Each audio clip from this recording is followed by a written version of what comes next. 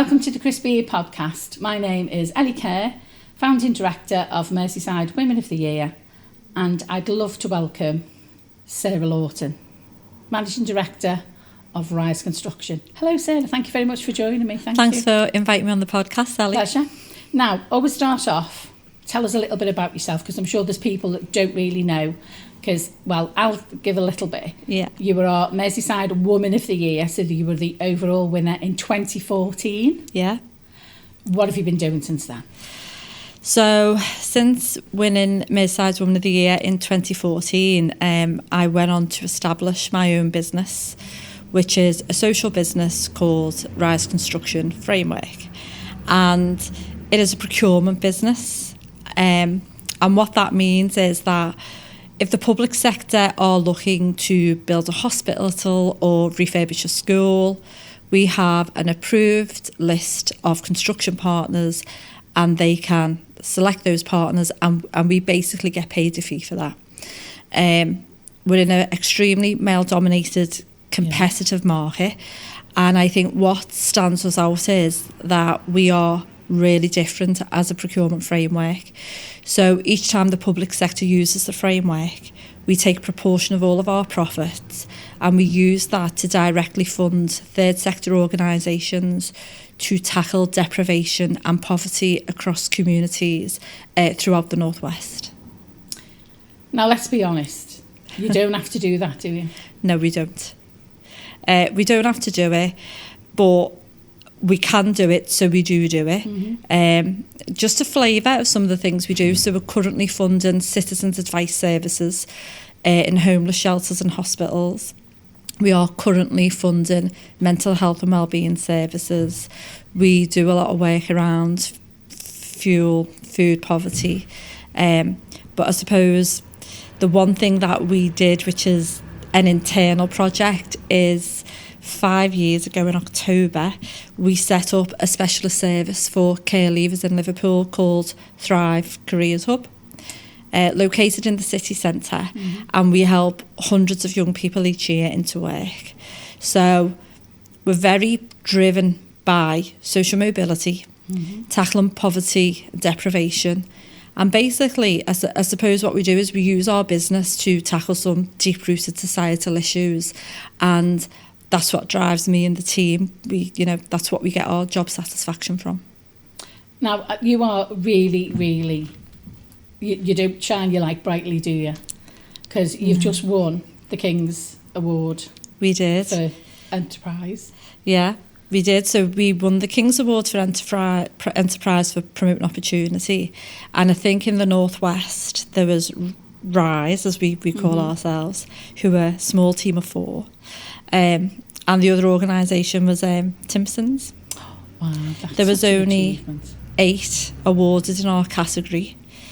And tomorrow, actually, I'm going to Cheshire to speak to a load of businesses on behalf of the King's Award to talk to them about the process and to encourage other businesses to shine a light on themselves, really. Because I think when you think of the King's Award,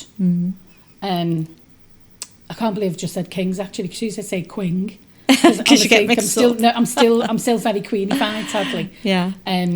Because that was a bit of an achievement. But I think people think it's only for large companies, but what you've achieved and to get it, that is really something. It's huge, and we're a small team of 4, and we can't forget the dogs. 7. 3 office dogs. There we go. The office dogs are the most popular members of our team. But when I looked, there was because we're such a small team, we were able to get round the table and we know the business inside out. But the critical thing around the promoting opportunity is you're doing something that's not your core business. So you're going miles above and beyond to do something for the betterment of others.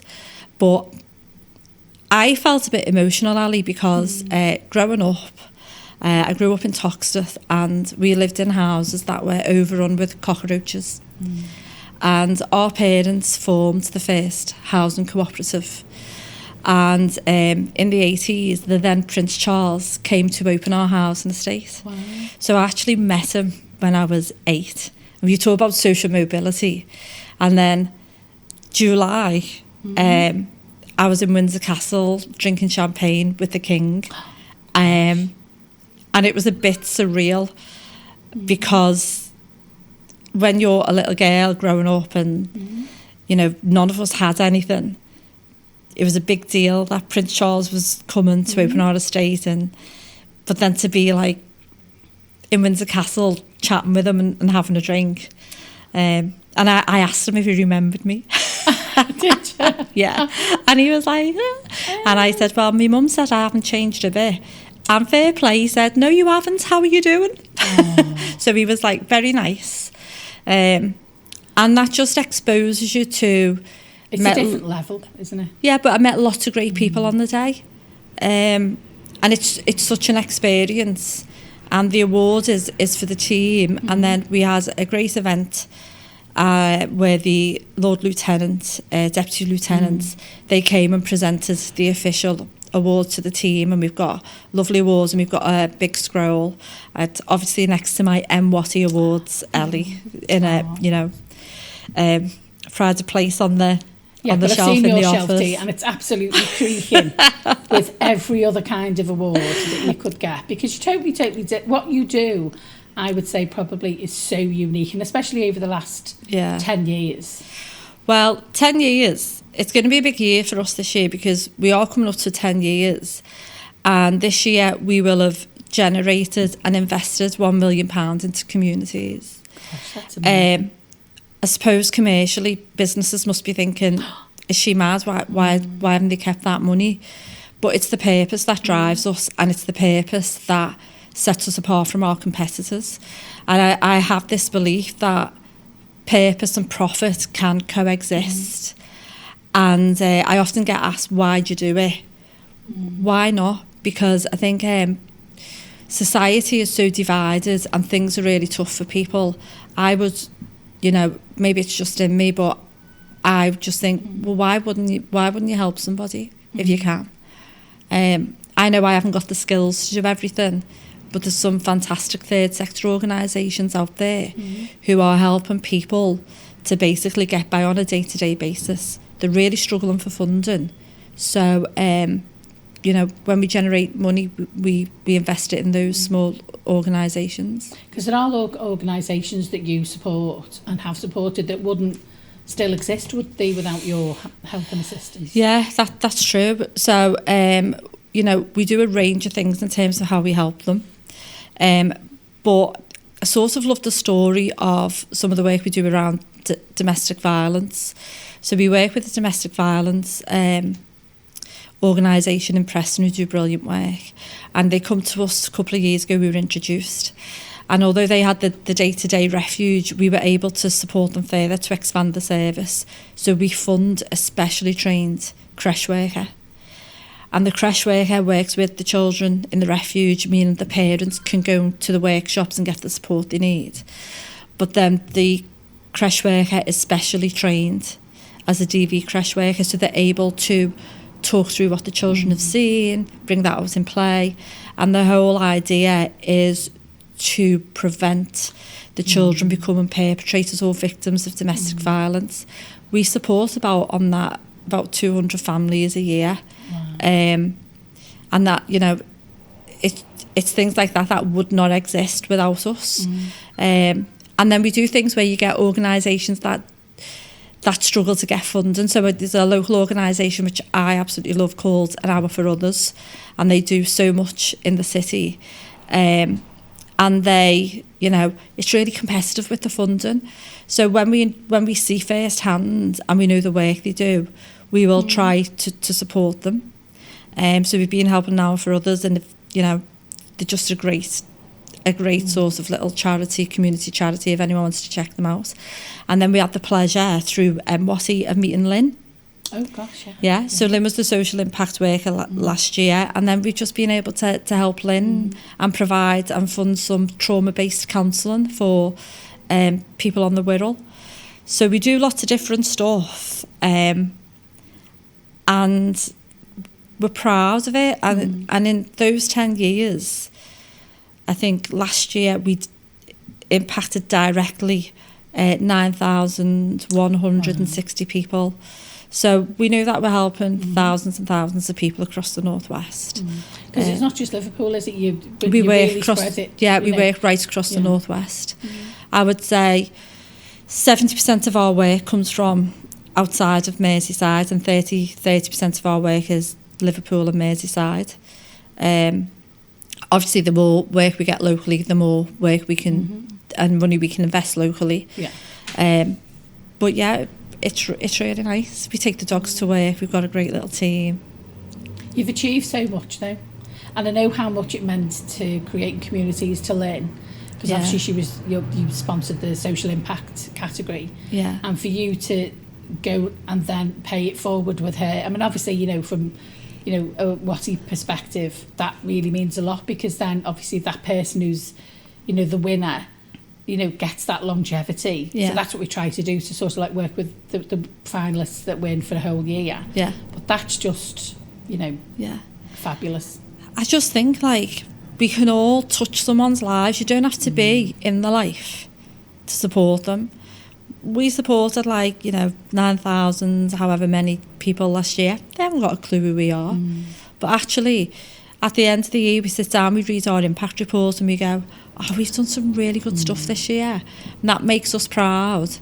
And then the relief on some of the charitable organisations we support, the relief of them knowing we're going to be able to pay our rent this year.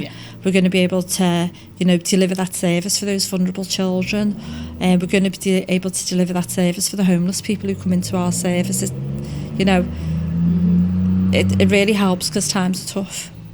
Just tell us a little bit more about Thrive, because I don't think you went into it as much as it deserves, because it has been truly, I'd say, within the city and for the younger people, a really good hub and a It is. So I had this idea just before we went into lockdown that we should build a coffee shop in the city centre for care leavers, because care leavers has no dedicated space to meet support workers or social workers.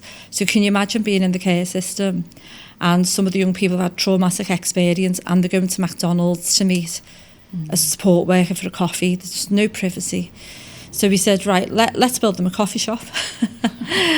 Okay. So the initial idea was, we'll build them a coffee shop. Our office will be in half of it. The coffee shop will be in the other half. And we just provide this space.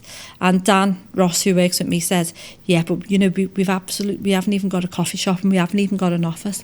I was like, I know, we'll work on it. And then we went to speak to the Regender Group, a local housing organisation, and they said, we've got a unit in the city centre. And my ears pricked up. Meant to be. It was meant to be. And then they were like, we'll help, we're on board, let's do this, let's change some lives together. So they gave us the keys, and we refurbished it, and we changed this space into a coffee shop. And then before we'd even opened the doors, we were approached by DWP, said, can you help us? We'd really like to work with you and change this, turn this into some type of hub. So then we had to go and rent commercial offices, because that meant there was no space for us. But essentially what it means is, if you're 18 to 24, well, actually, if you're 16 to 24 and on universal credit, you can sign on in Thrive instead of going to the job centre. Oh, wow. We can take your new claims. So what we also do is then we reach out to organisations across the region. So Regender give housing advice. We've got colleges, universities coming in to give advice. We get people in to speak about debt management. Then we've been slowly building up support from employers. So we've got people who will come in and talk about what it's like to be a dog groomer, what it's like to be a hairdresser, an accountant. So we try to give young people the knowledge, and then the team there give them intense job search support. So this year we've moved over 220 into employment. In addition to that, we help them to find accommodation, and it's a very nice story, but underlying that is we've had a young person in the care system come to us as a care leaver, and we've physically, over a period of weeks, scraped the mould that was growing on his face from the poor accommodation that is being put in. We have had young people work remotely from our space because they've not been able to work from home because they have a predatory neighbour who's trying to access their home. We've had young people who have left the care system and are sleeping rough. So there's a lot of love and care, and the team are really dedicated to the young people, and they are authentic, which means that they build trust. And those vulnerable young people, we are just connecting them continually to the organisations that can help them. We give them food. We have food vouchers as well that we can give them. They can come in and we have laptops available and they can access the Wi-Fi. They can have hot drinks. We have things like porridging. So we do whatever we can. I think what makes me a little bit sad is sometimes they come in on the 18th birthday and we're the only people they see on the birthday. So we'll try and, if we know they're coming in advance, we'll try and have a cake and a card. And at that point, they sort of exit the system. And sometimes they're on their own. And it can be quite daunting. Well, It's very daunting, isn't it? You know, I've got a son, and I know Kate's not obviously in the care system, but I can sort of relate to it because, you know, I wouldn't want my son to, number one, spend his 18th birthday on his own, and also not have that, you know, safety net, I suppose, for them to go into the wide world. Young people come into the care system for so many reasons. You know, there's asylum, there's neglect. There's the sad thing is that, you know, you've got young people coming to the care system because there's that much poverty and deprivation. Like, they're not able to be cared for the way they were. You have abuse. You have young people who, with tragic circumstances, are orphaned. But we have such, like, the fantastic young people. We've had young people go into university. They go into work. We've employed them ourselves. And given a chance, they're fantastic. And I think they get a bad rep because, you know, sometimes they come in and, like, I'm thinking, what have they got on? They've got, you know, hoods over, and once you start to peel those layers back, they're talented. Well, they've needed somebody to believe in them. And spend the time to, as you say, peel those layers back. They'll take an opportunity. Some of them won't. Some of them won't turn up. That's like any young person, isn't it? Yeah. So the work at Thrive is really rewarding, and we've had visits from all over the country. We've had Department of Work and Pensions have just done a series of videos just around the work that we do. Wow. We've been invited to number 10. We had met Keir Starmer. We've done so many things, and you know, there's just 4 of us, and I often think if we could get businesses to think commerciality and social conscious, we could do more, and I think society needs that at the moment because so many people are struggling. I feel like we've been banging this drum for years, but honestly, if you're a business and you want to do stuff, it's so rewarding. Because there's this thing which gets on my nerves, where businesses do good. And maybe it's why I'm not as, like, vocal about what we do, is sometimes it just comes across as it's all about building your profile. It's all about commerciality. But actually, you know, do something good. Look at what's out there and what needs support to change people's lives if you do. But you're one of the people in the city that I say are QB, that are just quietly brilliant, getting on with what they do, not because they want the profile for it or they want the recognition or they want the plaudits. You do it because you want to. Yeah. I have so many people, and, you know, they might be right. It might be a weakness of me saying you need to raise your profile, you should do this, you should do that. But I also think that when you've got a business that's competitive and you're operating across the Northwest, and I've got a charity that, you know, the team, we volunteer there, by the way, so I don't take a salary, Dan doesn't pay. The team get paid, but none, you know, we don't get paid.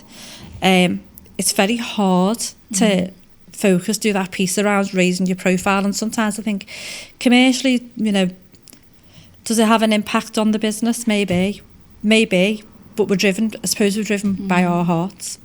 And that's not a bad thing. No. It truly isn't. But I think, you know, that's why I wanted you to come on today, if I'm honest, because I know what you do in the city, because obviously over the last 10 years since you won, and we've always kept in touch, haven't we, sort of like the one thing or another, sometimes not for ages, sometimes sort of like maybe 2 or 3 times in a row, but I've watched what the impact you've had on the city, very much sort of like, you know, from the sidelines and watching, you know, what you do, and it is remarkable. Well, I'll have a little invite for you for the 15th of October, because the 15th of October we are launching a summit. Wow. So we're doing a social mobility and Gen Z summit. Wow. We've got Channel 4 coming, and they're going to present all their research on Gen Z. We've got an excellent social mobility panel. We've got a number of keynote speakers lined up. The morning is going to be really informative for businesses about social mobility, the importance of it to society. We're then going to have 300 young people pile in and have the first intergenerational lunch. Brilliant. And the second half will be an intergenerational summit, where that will all be about, you know, inspiring the young people, turning this negative narrative that the Gen Zs have got into positive. And actually, I think these young people are getting spoke to, TikTok, Instagram. We need to speak to them as a business community. We need to give them hope. We need to give them aspiration. And that is, you know, I think that's going to be great. If anybody wants to get involved, Ellie, who you know, they can contact yourself. But we're really excited for the summit. To pick up on that, because obviously we've been talking, and I'll get told off because I haven't done. So just to weave it into, so I would say that, well, people need 4 things. They need a network, information, money, and self-belief. Yeah. So all the things that you've been part of, which one of those 4, doesn't just have to be one, but which what speaks to you out of those pillars? So I think you've got to have self-belief. You've just got to take chances. You've got to be brave. So I've got an idea and I'm going to do it. It's really good to have a network. I'm building networks better than I used to, because I'm not a natural networker. But believe in yourself. If you know, we're all problem solvers, aren't we? So you see something, you think there's something you can do about it, have a go. If it doesn't work, it doesn't matter. You know, you've had a go. Yeah. So yeah, I would definitely say self-belief. Believe in yourself, because who else believes in you? When you're out there thinking, you've got to have that get up and go and give your ideas a chance. And yeah, I just think if you believe in yourself, other people start to believe in you. Yeah, I agree. But also sort of like going back to the summit, that then helps the young people see about that, you know, other people have done it. This is what businesses can do. This is what's out there to help them. Yeah. And it fosters that self-belief instead of them seeing it on social media, or sometimes not from particularly people that aren't probably that good mentally for them. Yeah, and they're getting influenced, aren't they? Yeah. And you don't know who's influencing, you don't know who's in a young person's bedroom, because it's all coming through the telephone. And we've seen soaring levels of, you know, mental health and wellbeing support needed. And actually, I'm just thinking, you know, we need to be speaking to these young people, because we've been there, we've done it, but we can also learn from them, because what do you want from us? Because the place of work has changed. Young people now want to work in places that do good for others. What can you teach us? Yeah. And sort of like turn it round. Yeah, 100%. Definitely. Yeah, but 100%. Also sort of like giving them the exposure. I don't think you can beat this. You can't beat, you know, face to face. No. And also people that have that come to the conference to speak, and also the other way round. Yeah. Lived experiences you can't beat replace. No, you can't beat it. And I want that positive energy. You know, we're going to be taking some live action on the day. We'll have a marketplace there. We'll have universities with us. King's Trust will be with us. Fire Service will be with us. So, if you're an organisation that has something to offer young people, particularly around events such as like I Love What Girls on the Go do, you've got the Step 2 Collective, like get these young people involved in those things, because they've got peer support, they're building friendships. They're so lonely. They're so lonely, and I was so happy that I grew up before the mobile phone. I know. I'm And way yeah. before you did, but I did as well. Yeah, but, you know, so yeah, you know, let's get behind our young people. Let's give them chances and, you know, let's change the fortunes of them. Well, it goes without saying that if there's anything, I'll be part of it, whatever. I mean, if you've got me to come and clear the tables, I'll be there, whatever it is you need. And obviously there's women and businesses that are part of my network and our MWOTY network that can be part of it. So, but I think for to encourage younger people, because they're our future. Yeah, they are. To give them that lens to look at things differently. Amazing. There's also an economic cost if we don't support young people. You know, there's a cost to business. So we had a skill shortage. Give them a chance. Help them, you know. Well, I suppose it's about opening the doors as well for work experience and stuff like that, isn't it? Yeah, it's very difficult to get work experience. And, you know, the young people just want a chance to show themselves and to prove themselves. Also, this thing around some crazy things, like you've got employers who want to take on a 19-year-old with 5 years experience. I think I was still at school then. Yeah, you know, the expectations higher on potential. What are the potential of these young people? What is the potential within your business? The potential to shape them. You know, they can do wonders for your organisation. And also they bring that youth, that exuberance and that youth learning, which is, you know, for diversity. You know, it's diversity in your workplace. You know, young people, you know, have different experience than we had. They've got different views. They're exposed to different things because they're so connected, you know, digitally. You know, diversity in the workplace is fantastic. And as like some places like the US is shying away from diversity, we should all be leaning the other way and embracing it. Makes a better business. Well, it gives that equity right across the board in business then. Yeah, you need different voices. You need different voices. So this is called the Crispy Ear Podcast. Yeah. And the reason why it's called the Crispy Ear Podcast is if you could go back, so talking about young people, if you could go back to you as a younger person, what would you give yourself? So a crispy ear means, you know, really, you know, go to town and give yourself a crispy ear over it and go, you should do this or don't do that or whatever it is. What would you go back and say to yourself? I'd say the thing you should do is be yourself. There's nothing wrong with being yourself. I mean, I've had comments around my accent when I'm working across the region. I've had comments, you know, I've met some right snotty people in a nutshell. People who look down the noses and I think, listen, I do things that would run rings around you. So, be your proud self. I would say what I wish I had done that I didn't do was build networks quicker. And building networks is, you know what, just make a loads of friends. You know, you sort of have this, go to a networking event and you feel under pressure and people trying to sell things.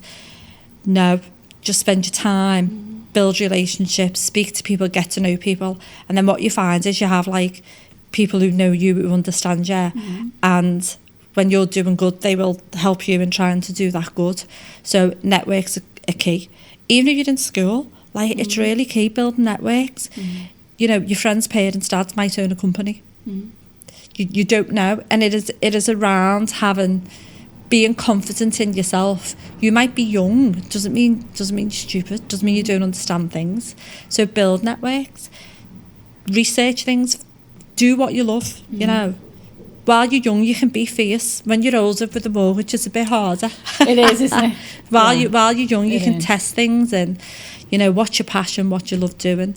Have that belief in yourself. And also when things don't particularly work, and that F word, the failure word, I always think that that's the bit where it's progress. And you've learned, so do you know what? Whatever's happened and it didn't quite work, you've learned something from it. You'll never do it again. Yeah, you have failures, whether they're small or large failures. You have failures, things that work, things that don't. But you do learn from it. And I also think it's not a failure. It's just not where you're meant to be. I am a believer in, like, so when I was growing up, I was meant to work in Taverner's Nut Factory. That was that was it. You're going to work in Taverner's, you're going to work at, you know, or was it Renshaw's. All your cousins work there. It's only off like it's not far off Kingsley Road and it's dead local. And I was like, yeah, that's fine. And I just didn't, you know. My nanny Lawton had set the job up, and I just didn't, because I thought, I'm not doing that. You know, I really wanted to go to university, but we couldn't afford it. So I started work at 17, because I was the only one at the time, you know, who was able to go out and work. And then I got my head down, I worked hard, and I learned from people around me, from people who didn't live in Liverpool, lived outside, and I've got mentors, and it just gives you maybe the confidence to have a go and try things, and people to tell you that's not the way to behave. I've had a few of them conversations as well. No, I don't believe that of you. That's not how you do it, Sarah. But then, yeah. Sometimes when you do what it is, you, like you say, what you believe in and your gut feeling. I mean, look what you've achieved. Yeah, and I could sit here and talk like for at least another hour. I've got a million stories, honestly. I've got a million stories. Carry on doing what you're doing in the city, Sarah, because literally, you know, you are very, very, very quiet about what you do, and you also are brilliant. So Thanks, please, Ali. Thank you so much for giving me your time today. Thank you, and Ali. coming along and speaking to us, because I don't think a lot of people realise the impact that you have in the city and with you and the team. So thank you so much for coming and speaking. Thank you. Thank you. This has been the Crispy Air podcast. Ellie Kerr. See you again. Thank you. Bye.